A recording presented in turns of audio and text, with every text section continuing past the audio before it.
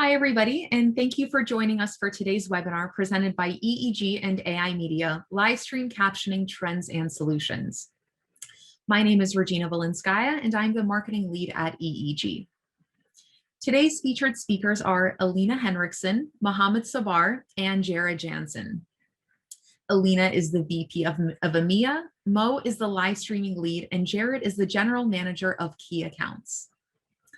In this webinar, you'll hear about a variety of topics where live streaming and captioning intersect. The speakers will walk through live streaming trends, solutions, and best practices to deliver better events, meetings, and more to global audiences. Now I'd like to welcome Eline, Mo, and Jared for live stream captioning trends and solutions. Hi, everyone.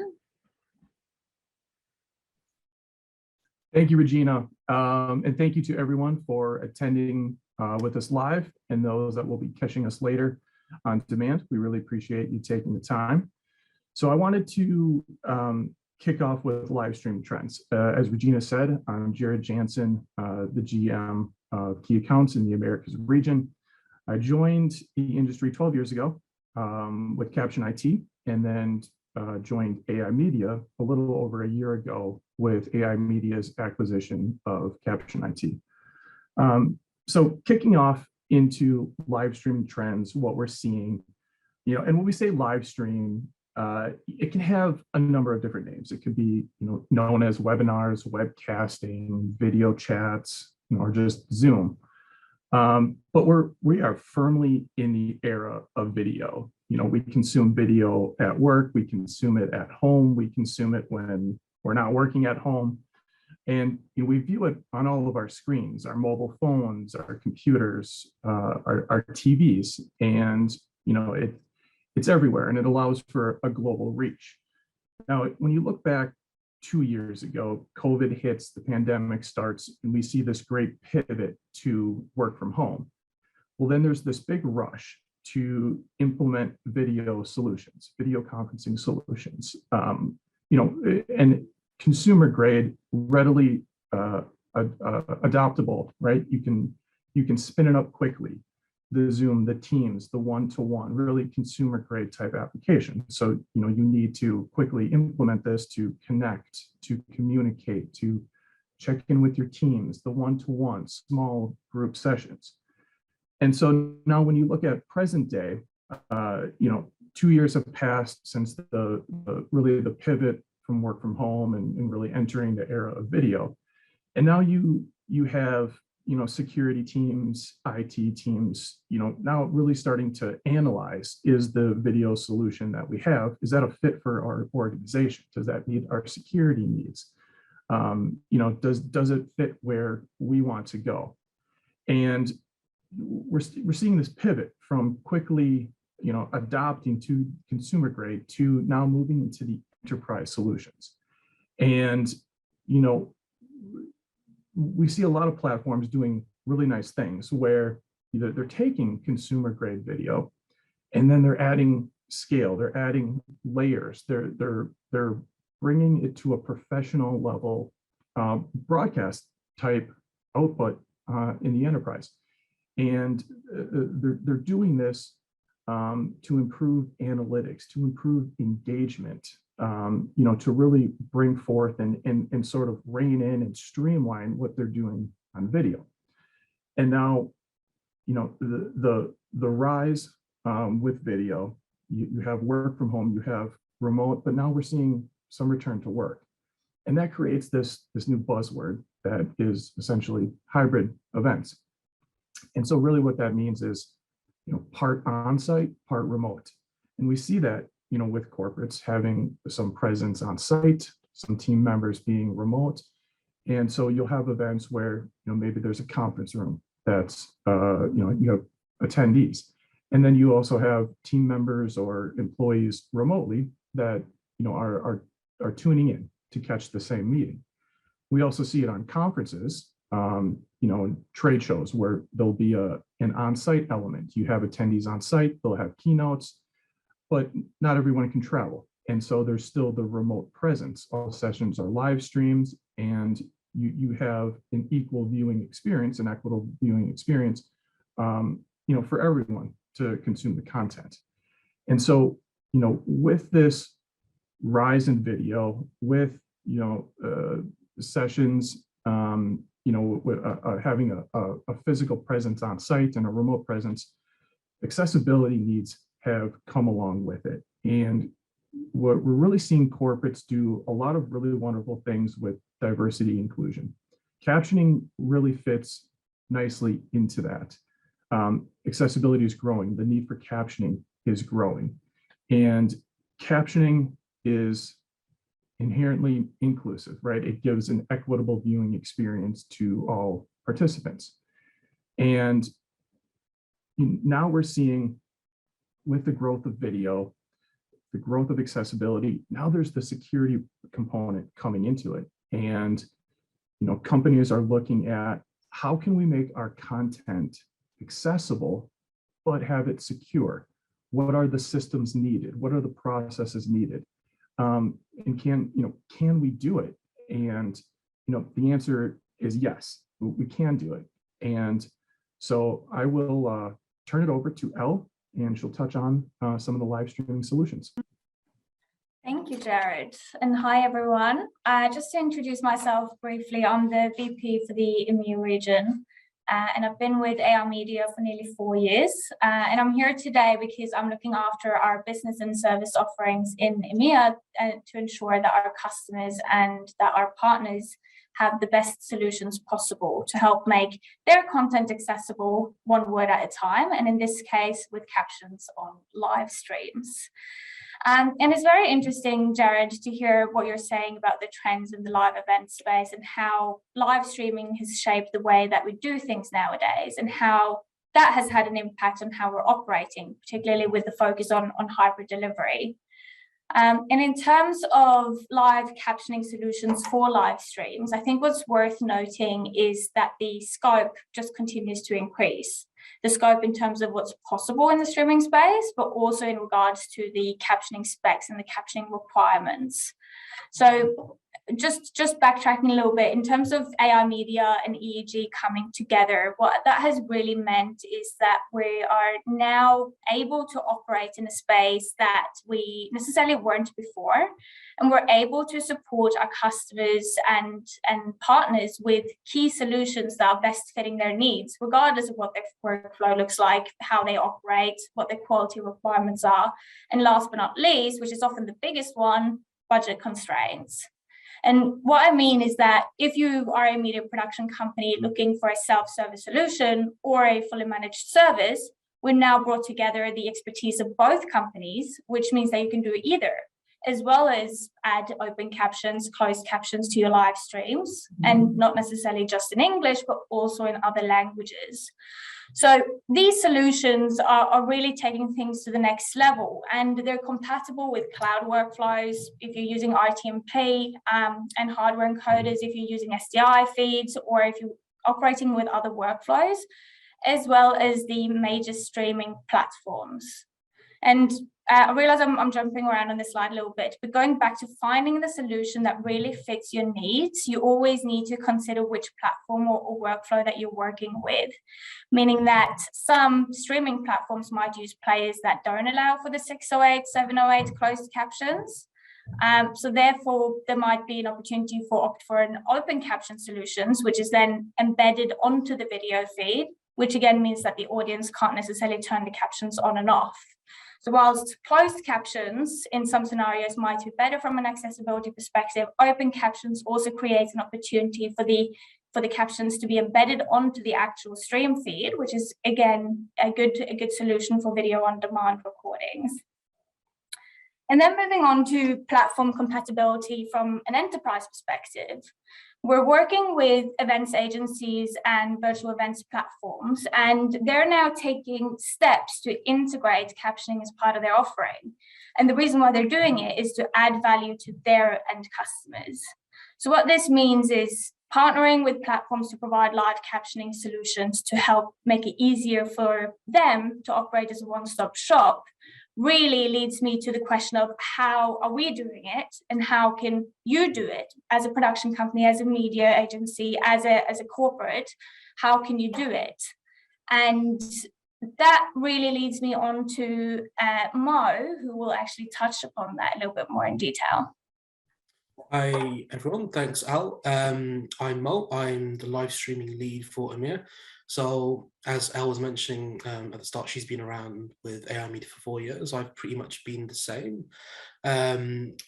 When she talked about live streaming solutions for our clients, I'm primarily charged for finding solutions for some of our clients based in EMEA to ensure that live delivery for their events is successful. I'm just going to talk about Falcon a bit more. So from a very basic standpoint, I always think of Falcon as our Amazon, where it can take in, an original video source, primarily in RTMP format, and distribute that out to relevant supported destinations, whether that's your YouTube, Facebook, or any other platform. In genuine terms, there's so much to talk about Falcon, but I like to define Falcon in 5 different ways. The first being Falcon is customer orientated. It's an affordable solution. It is cloud-based. It's a cloud-based service, that takes the place of hardware encoders, especially for clients that might find the hardware encoders are out of their budget range. Falcon is an alternative solution for many streaming productions. The simplicity of Falcon. So Falcon, which is a cloud-based approach, is an easy-to-use alternative to SDI video hardware captioning coding for streaming production, which can embed directly into RTMP streams, like I mentioned, or upload them in HTTP. One of the great things, especially from my experience about Falcon, has always been the UI experience. So when Falcon was developed, it was always from a self-service perspective, which basically means anybody and everybody, whoever uses the platform, when they use it, there's an element of simplicity there. There's nothing too difficult. There's no, quirks that are out of the box. It does what it says on the tin, and it does it really well. But the benefit is it's scalable, which is really important. Excuse me. The third thing is easy integration with Falcon and our ICAP network, which doesn't allow for just human-generated captions. It also allows for connectivity with ICAP Translate, which is one of our machine translation tools, multilingual tools. Beyond that, also Lexi and Smart Lexi, which is our ASR tools, which Jared will talk about a bit later on in this presentation. The fourth being cloud-based, obviously using ICAP and Falcon, all connections are encrypted and authenticated. It provides you with detailed connection history logs that can also be retrieved remotely, as well as post-event, caption files in whatever format you need, whether SRT or a plain transcript. And finally, logging and monitoring. Having been around the block over the last 4 years with streaming and using various tools, what you'll find is streaming and working in this field can get very clunky, where there's so many monitors and so many tabs and there's so much different views that you have. But with Falcon, the real benefit is being able to monitor everything, whether it's input, output, stream health, anything along those lines in one place, which it allows. And like I mentioned, the core benefit is its simplicity of use. It's cheap, it's cloud-based, it's secure, and it's very much customer orientated and focused. And one of the elements which I spoke about, which was the easy integrations with some of the other tools, Lexi and Smart Lexi, Jared will talk about that a bit more now in the following slide. Thanks, Mo. And, to add one more quick comment about Falcon, Falcon being an IP encoder, it creates a similar caption viewing experience. And so when you're watching Netflix, you see the captions in the video, you have options for multilingual. And, when you'd be watching, say, a live stream or webcast, it traditionally was delivered via, a URL or maybe an iframe. It's a separate browser window, or maybe the captions are below or somewhere within the platform that you have to navigate to find. Well, Falcon, puts the captions in a video. So it creates that similar viewing experience, whether you're on your phone, your computer, or your TV. So one really nice feature, and something that I think that a lot of viewers really enjoy. So touching on Lexi, Lexi is an ASR solution rolled out from EEG a number of years ago. It's available directly in your EEG cloud account, but really it's a low-touch, budget-friendly, cloud-hosted ASR captioning solution. A really nice feature is that it utilizes machine learning workflows to achieve, a higher accuracy than that baseline ASR, that out-of-the-box ASR. And Lexi is highly scalable. It's very flexible. It's quick to implement. It has a number of really nice built-in features. So not only does it have machine learning, but it has topic models. So there's baseline dictionaries already applied. And it has Lexi Vision. So if there is, say, a banner on your lower third, or you have names or text that pop up, Lexi Vision is a nice technology that will adjust those captions, so it does not cover over any text on the screen. And then Lexi has advanced scheduling, so you can set start times, end times. You can set timeouts. If you wanted to turn off after maybe a period of 30 minutes or an hour with no audio. So again, it's a solution that we are seeing an immense take up on, and really in all industries, in both broadcast and in the enterprise live streaming space. And so Mo, if you go on to the next slide, I'm going to touch on Smart Lexi. So Smart Lexi is a new feature from Ai-Media, and it's something we developed and rolled out to achieve a higher accuracy, to be that next level up from Lexi. And so it takes everything that's great about Lexi and it adds that human element. It's the semi-automated captioning solution to achieve that higher accuracy, yet still budget-friendly option. And so Ai-Media does human curated custom dictionaries using house styles. It still has that really nice machine learning automation, and it's full service captioning and support. That's booked and managed through Ai-Media, and again, highly scalable and flexible. It's quick to be implemented. It is well suited to, again, both broadcast and live streaming enterprise environments.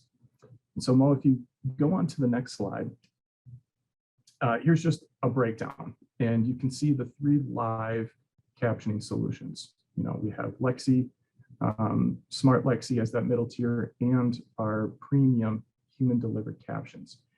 And what we've done is we wanted to give clients options. It can meet any budget, and certain clients will have different needs. Maybe Lexi's a fit, Smart Lexi, or maybe the preference is for human delivered captions. And we have clients that utilize all 3. And again, it goes back to what is the need, and what's the right type of event. Is it something that is booked very last minute? Is it something that has open-ended end times? A lot of times your local governments will have open-ended type meeting structures, and so each type of live captioning services has needs, and we are always happy to talk to anyone about what might be the best fit for their events. And then, not to mention, we do have multilingual aspects, which I will hand over to Elle to talk more on. Thank you, Jared. So beyond the standard English captioning solutions that we have available, there's also been an increasing focus on global reach and reaching audiences with other native languages. So what's really, really interesting with live streaming solutions is that there is scope to do everything nowadays. And because we've seen that things have progressed and shifted over the last 18 months to 2 years, there's been a shifting focus from just making your content accessible with captioning solutions, but then also making sure that the content is reaching audiences in the global space in other languages. So what I mean by that is adding multi-language solutions to the live streams to enable that global reach for audiences in other countries. And why are we doing this? And that's because we're now in a time where we shifted away from just being in the room with people and having to be physically present to consume content, to being able to sit at home in London or in Stockholm, in Tokyo, New York, wherever you may be, and actually consume the same content, but having that content being made accessible in the source language or in the target language that you require. So what this actually means is that you might have seen in some cases on live streams, or you might have thought, oh, I wish I could do this, having one language spoken and then watching real-time translated captions into another language. So I myself am Norwegian, and right now if I was to speak Norwegian and you all would be able to follow along with English captions, or the other way around, that's actually possible nowadays. And it's something that's really, really exciting, and it's enabling that reach to a global audience from anywhere. And it's not just important for those that are relying on speech-to-text services, but it's also very important, and it really helps with improving overall comprehension. And Mo, if I could just ask that you skip to the next slide, please. And it's very important for comprehension, specifically for those that don't have the source language as their native language, to be able to comprehend what the content is, which in turn also leads to higher engagement. So to ensure that there's a solution for everyone out there, now with bringing together EEG and Ai-Media, we have flexible, versatile solutions with tiered options in relation to quality, in relation to budget and the requirements associated with that. And then having that being ranged from machine translated solutions to human translated captions from one language to another, or including multiple language pairs in there. So when I'm saying one language to another, this isn't just limited to captioning and speech to text, but there's also so many other solutions out there for live streams that really help take the live stream and the event to the next level, which I'll hand over to Mo to speak a little bit more about. Thanks, Al. So as Al mentioned, with live multilingual streaming and services, what we've found over the last year in particular, I'd say, maybe more than that, clients are looking at global reach, but beyond that, really trying to make their events as inclusive and as accessible as possible. And so one of the services that has really had an uptick is not just live conventional streaming with English captions in general or a single language. They're looking at multilingual, like Al said, but also sign language overlay, which is a service we now offer, and live audio interpretation. And there's been a number of events over the last year and a half in particular where this has been a growing service and a growing demand, because organizations, education institutions, corporate, government institutions, they want to make that extra level, and they want to go that extra level in terms of providing that access, so audiences around the world are able to comprehend what's happening during an event in particular. So very much a trend that's picking up globally. And I'll just go on to the next slide. Back to Elle. Thank you. So I think that's really exciting, and it really helps bringing that event or that live stream to the next level. And then the question is around the best practices for live stream captioning, and then what is it that people and organizations can do to simplify the captioning process for live streams, and what are the things that you need to think about while you're doing it?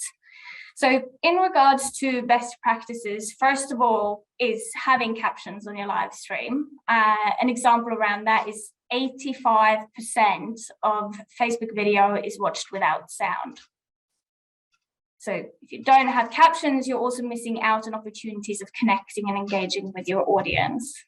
But presuming you already have captions or you are looking to add captions, a good practice is always making sure that the audience that you're working with receives the quality that they require for good comprehension of the content. So a good example for this is that if you're translating from one language to another, instead of having two tools that are AI-based, working with a semi-automated solution that at least includes the human aspect on one side or the other of that translation piece. And then I'd just like to touch upon a couple of quick wins for best practices. And the biggest one is really syncing captions to the audio. And this really helps with better comprehension, and it's easier also for the audience to then follow along with the content. And in terms of in specifics of how this can be done with our CC match modules with Falcon and EEG hardware encoders. We can also be done if you're using an Ai-Media managed workflow. That's also something that we're working with. And then secondly is repurposing the live content for video on demand. So if a session or a live stream is being recorded, making sure that those captions are following through, or that you have captions on the recording afterwards to make sure that it's accessible. And then, as I touched upon just briefly earlier, is ensuring that the quality matches the required standards for the audience, for the content, and for the message, to ensure that the message is relayed as you would want to. And then lastly, add that reach to the global audience. So overall, EEG and Ai-Media's history and Ai-Media and EEG's background and expertise really ties everything together in terms of the how, and allows our customers and partners out there to be able to offer unique solutions to their audiences, regardless of what their requirements are around quality, budget, language pairs, or workflow specifications. So that's just a couple of quick wins in terms of best practices for live stream captioning. Thank you. I'll hand over to Regina. Thank you. So we have now reached the live Q&A portion of today's webinar. So we have received a lot of great questions that we will try to get through as many as possible. So first question is, what languages are supported for live captions, and how are multi-language events supported? I can take that. So in terms of which languages are supported for live captions, if you're looking at human-generated captions, there's a certain amount of languages we do offer, the more common ones being English, French, Spanish, EU Spanish, Latin Spanish, Brazilian Portuguese we can do, German, Italian, some of the more common languages. But beyond that, in terms of machine translated, we can do pretty much any language out there. The second part of this question, how are multi-language events supported? My understanding of this is, you mean how would Ai-Media support these events as they're taking place live? And as such, you know, we'd have someone from our team obviously on hand to support you throughout these events, providing you assistance and support on and explanations on how things work. And obviously, whilst the events are being delivered, someone on hand to support you through any issues or concerns you might have at the time. Thanks, Mo. And what can you offer in the way of translation from Quebec French to Canadian English and the other direction as well? I can take that. So in terms of translation, there's many ways to do so, and we operate with a couple of different solutions. So one of them is simultaneous interpretation, so using the audio interpretation from one language to another and embedding that onto the live stream. A second solution would be to utilize a machine translation workflow, where you would have the source language being captioned in with human-generated captions, and then using a machine translation tool layered on top of that to the target language or target languages. And then lastly, we also have a fully human-translated captioning solution, which basically utilizes interpreters and captioners in the target language. So there's different quality tiers around this. And in terms of just jumping back in terms of how the multi-language events or deliveries are being supported in terms of how it actually works from an Ai-Media perspective, particularly in relation to the multi-language, the stream would be sent to Ai-Media the captions, the overlay, the interpretation is being added. The captions are then the video feed is then being held up for a couple of seconds to sync the audio and the output, and then pushing it out to the stream destination. Someone says that they're interested in learning ways to provide captions to Zoom and YouTube simultaneously. Could you please let us know how that is, how that can happen? Yeah, again, I'm happy to take this. So there's a few different ways we can do this. I think probably the easiest and most less confusing is captioning directly into Zoom via our API integration, and then using the live custom streaming tool within Zoom itself to distribute that out to YouTube is the more commonly used one. But again, we can follow up on this post event and provide you with different potential solutions and workflows for this. Matt asks, are there any solutions that help in dealing with jargon and acronyms specific to an industry? Automatic captions do not seem to deal with that very well. It's a really good question, and the answer is yes, both with our Lexi solution and our Smart Lexi solution that Jared was touching upon earlier on. Our Lexi captioning, automatic captioning solution allows you to add a dictionary to the workflow to help recognize specific words. Our Smart Lexi solution is a groundbreaking, innovative solution that allows you to achieve greater accuracy than the standard Lexi model, which works with the expertise of Ai-Media and the technology expertise of EEG, bringing those two together, and utilizes human curated dictionaries and topic models that have been developed by the specific expertise teams here at Ai-Media. So yes, that's absolutely possible.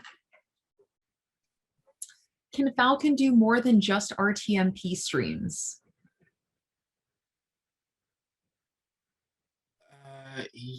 Yes, we have other workflows for various streaming protocols that are being used, SDI, IP, and other. It just depends on the typing streaming format that you need, and it's something that we can definitely explore further. Is Falcon outputting CEA 608 or 708 or both? I've gotten duplicate caption services on Brightcove, seeming to indicate the presence of both 608 and 708 services. I'll take this on also. 608, 708 is the caption track that we usually send. I do know from previous events we've covered that go to Brightcove, for some reason it shows CC as the caption track and then another option, and then beneath that as a drop down for you to select the same caption track. Brightcove are aware of this issue and it's something that they're exploring. Serena had asked, what are the different accuracy rates for the three automatic captioning products? Or I'm sorry, live captioning products. Yeah, and it's a good question. And so, you know, our premium human delivered traditionally falls in that 98.5 to 99.5%.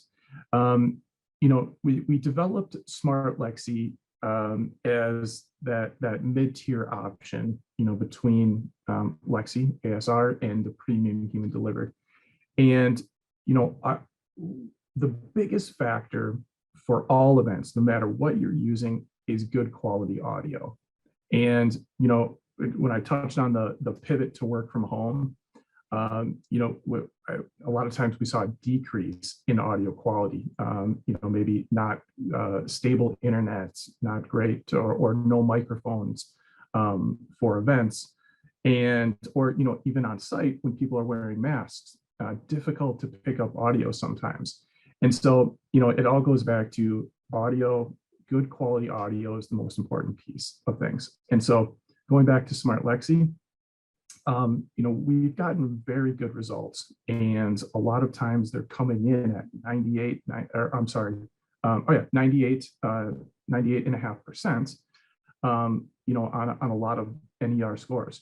And so we're really pleased with that. Lexi is going to be a few ticks down from Smart Lexi. So again, it you know, is 3 tiers: Lexi, Smart Lexi, and then Premium Human Delivered. Thank you, Jared. Matthew asks, for multi-language captioning, how does latency come into play? In other words, displaying the translated text in sync with source text. Various languages use different quantities of words to say the same thing. A really good question.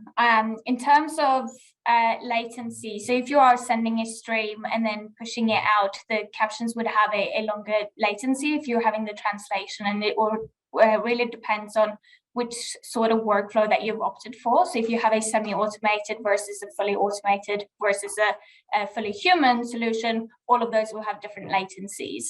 So what we do is the stream is being sent to us, we hold the feed, add the captions, and then send it out. So the delay of the output is synced up before it's being pushed out, so that the audience have the best viewer experience that they can do.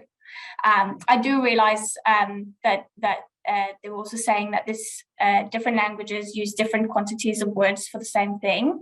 And that's a really good question. So this also then depends on whether you are using closed captions or open captions. If you're using closed captions and have multiple caption tracks to the same destination, the delay won't be, or the sync will be the same throughout. Whereas if you're using open captions and you're using multiple stream destinations, then you can hold those streams and amend the latency as you would need to sync up the captions. But in terms of pace of speech and everything, there will be a slight difference, but it will be synced to as much as we can do. Thank you. What has been the evolution of multi-service output in Falcon? I see new options for CC2, CC4 outputs. Can I output to additional CC services from one Falcon instance, or do I need more than one license? How does that multi-service tie into my ICAP account and access code setup?